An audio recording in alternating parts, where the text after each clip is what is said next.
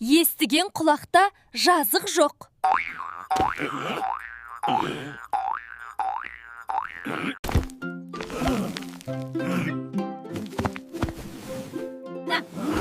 Жұмыла көтерген жүк жеңіл, итпен жатқан битпен тұрар.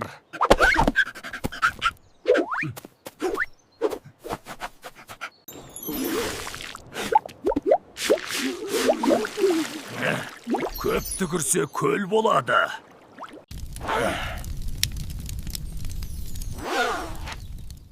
Қорыққанға қос көрінер.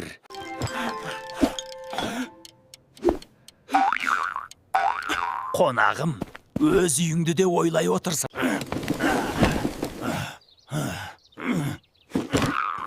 Қысқамын жазда ойла.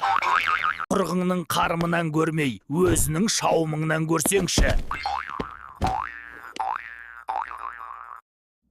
Жұмыла көтерген жүк жеңіл,